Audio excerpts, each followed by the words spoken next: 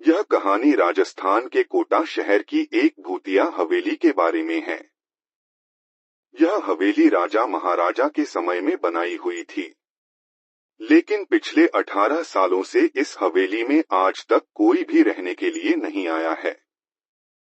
इच्छा होने पर भी इस हवेली में कोई भी नहीं रह पा रहा था, क्योंकि लोगों का कहना थी कि इस हवेली में भूत प्रेत का साया है।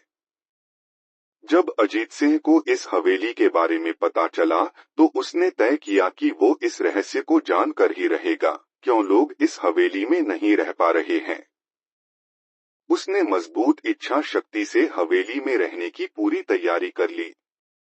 जब उसने हवेली के अंदर जाने के लिए पैर आगे बढ़ाए, तो दरवाजे पे किसी अनजान व्यक्ति ने उसे रोक लिया और नजदीक जाके बोले, कौन हो आप और किधर जा रहे हो? अजित सिंह ने जवाब देने के बजाय उसने सामने सवाल किया, जी आप कौन? मेरा नाम अर्जुन सिंह है और मैं यही पास में ही रहता हूँ। अजित सिंह ने कहा, ओह अच्छा, मैंने सुना है कि यह एक भूतिया हवेली है और यहाँ कोई नहीं आ पाता है, इसलिए मैं इस हवेली में एक दिन रुकने का फैसला किया है।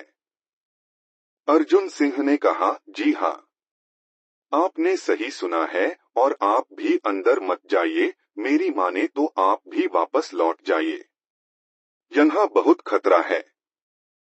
यह सुनकर अजीत सिंह खुश हो गया, जैसे उन्हें कोई लॉटरी लग गई हो। अर्जुन ने उसकी खुशी को देखकर बोला, आप क्यों खुश हो रहे हो? आपको तो भूत का नाम सुनकर डर लगना चाहिए। शायद आपको पता नहीं होगा कि मैं भूत प्रेत में काफी दिलचस्पी रखता हूँ। अगर इस हवेली में भूत है तो मैं अंदर जरूर जाऊंगा और सारी सच्चाई का पता भी लगाऊंगा। इतना कहकर अजीत सिंह उस हवेली में चले गए। अंदर जाके अजित ने अपनी बैग को साइड में रखा और हवेली के चारों ओर देखने लगा। सारे रूम भी चेक कर लिए। बाद में ड्राइंग रूम में आके सोफे पर बैठ गया।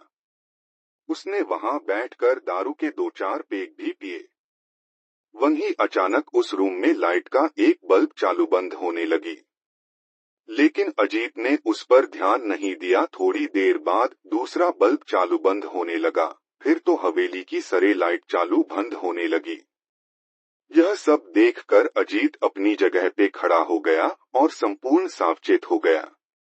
अचानक उसके सामने एक छोटा टेबल हवा में उड़ने लगा। करीबन 6 फुट हवा में ऊपर जाके गोल गोल घूमने लगा और बाद में अजीत की और तेजी से आने लगा। अजित ने तुरंत ही अपनी जगह बदल दी और दूसरी ओर चला गया और वो टेबल वहीं जाके गिरा जहां अजित खड़ा था। अजीत कुछ समझ पाता उतने में सोफे की शीट उसकी ओर आने लगी। वो जल्द खड़ा हो गया और छलांग लगा के दूसरी ओर कूद गया, जिसके कारण सोफा दीवार को टकराया और अजीत बच गया। अचानक सब कुछ शांत हो गया।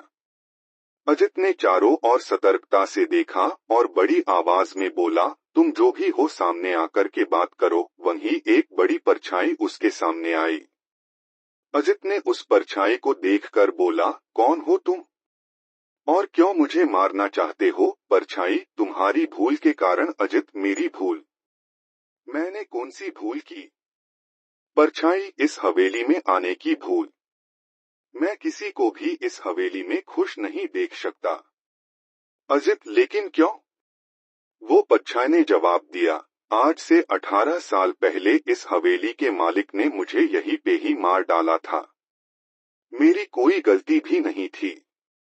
इस कारण की वजह से मेरी आत्मा इस हवेली में भटकती रहती है। मैं किसी को भी इस हवेली में नहीं रहने दूंगा, क्योंकि इस हवेली में मेरा खून हुआ था। इस हवेली में जो भी रहने के लिए आएगा उसकी मौत होगी।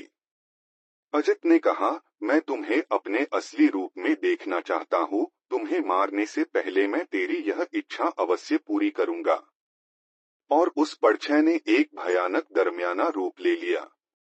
उसका चेहरा इतना भयानक था कि अजीत भी एक क्षण के लिए डर गया था, लेकिन दूसरी ही क्षण में उसने अपने आप पर काबू पा लिया। बाद में इसने अपनी जेब में से सफेद पाउडर निकाला और उस भूत के पर फेंक दिया। उसके पर पाउडर पड़ते ही वो जलने लग गया। बड़ी बड़ी ज्वाला उठने लगी। वो बहुत जोर जोर से चिल्लाने लगा और बाद में पूरी तरह से जल गया।